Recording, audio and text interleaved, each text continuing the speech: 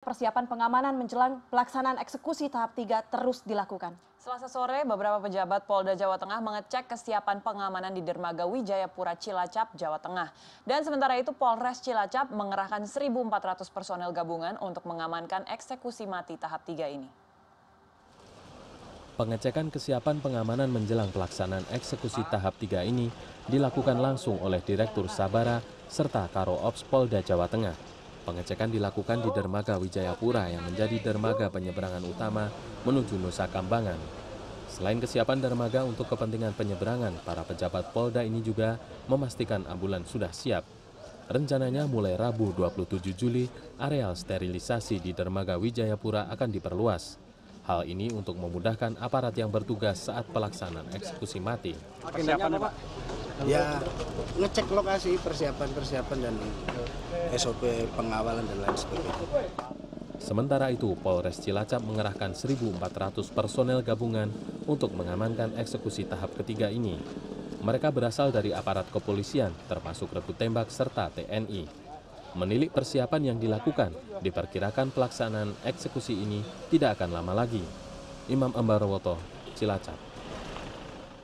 Perkembangan terkini dari eksekusi mati, ada Mahardika Utama yang terus memantau di sana. Dika, 14 terpidana mati sudah berada di ruang isolasi. Sudah ada kepastian pelaksanaan eksekusi mati, Dika? Ya baik, selamat siang Seril dan juga Puspa. Jika kita mengacu pada Undang-Undang Nomor 2 Tahun 1964 tentang pelaksanaan eksekusi mati, biasanya atau mengacu juga pada pengalaman di jilid 1 ataupun juga jilid 2, eksekusi ini dilakukan biasanya 3 kali 24 jam setelah dilakukannya isolasi. Nah, isolasi terjadi atau dilaksanakan pada Senin malam, jadi besar kemungkinan isolasi atau eksekusi tersebut maksud saya akan dilaksanakan pada Jumat dini hari. Sudah ada 14 terpidana kasus narkoba yang masuk ke dalam sel isolasi di Lapas Batu di Pulau Nusa Kambangan. Dan memang sampai saat ini belum bisa dipastikan betul siapa saja nama pasti dari 14 narapidana tersebut yang sudah masuk ke dalam sel isolasi. Namun dari beberapa kepingan informasi yang kami kumpulkan begitu, ada beberapa nama yang sudah bisa dipastikan seperti Freddy Budiman, Zulfikar Ali terpidana kasus kepemilikan 300 gram heroin asal Pakistan, dan juga Gurdeep Singh, rekannya dari kasus yang sama asal India. Dan kehadiran dari Kedutaan Besar India pun kemarin di sini juga semakin menguatkan sinyalemen bahwa memang benar ada warga negara India yang merupakan terpidana mati yang dibawa dari Lapas Pasir Putih untuk dilakukan isolasi. Namun apakah 14 nama ini nantinya akan benar-benar diisolasi atau tidak, atau jumlahnya berkurang ataupun juga justru bertambah, ini memang masih belum dapat dipastikan. Karena jika kita lagi-lagi kita melihat pada pengalaman sebelumnya, ada nama Mary Jane asal Filipina yang sudah masuk sel isolasi, namun kenyataannya di menit-menit terakhir justru nama Mary Jane itu tereliminasi begitu, sehingga tidak masuk ke dalam daftar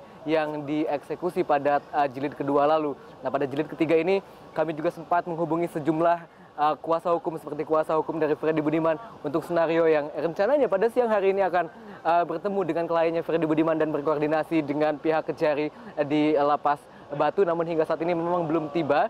Dan tadi malam juga saya sempat berbincang melalui sambungan telepon dengan salah satu kuasa hukum dari Titus Igwe yang disebut-sebut masuk ke dalam satu dari 14 nama. Namun ini menjadi kontradiktif ketika kuasa hukumnya yaitu Agustina atau Susanti Agustina menyatakan bahwa pihaknya belum mendapatkan notifikasi dari pihak kejaksaan. Bahkan nama tersebut ia dapatkan dari media elektronik dan juga dari media cetak. Ini memang di luar kebiasaan karena biasanya ketika seorang narapidana sudah masuk ke dalam sel isolasi, mereka berhak untuk diberitahu baik itu keluarganya ataupun juga pihak kuasa hukumnya. Dan kemarin juga ada sejumlah pertemuan dengan kuasa hukum dari sejumlah narapidana dengan pihak Kejari dan juga dari narapidana yang menjadi klien mereka. Ya, Dika, jika tadi Anda mengatakan Mary Jane di eksekusi mati sebelumnya bisa ditunda seperti itu, apakah Anda mendapatkan informasi bahwa dalam eksekusi mati kali ini Freddy Budiman juga mungkin bisa ditunda eksekusi matinya? Dika? Ya, segala kemungkinan memang masih bisa terjadi karena masih ada satu lagi proses hukum yang masih tersisa yang masih dimiliki kesempatannya oleh Freddy Budiman, yaitu mengajukan gerasi.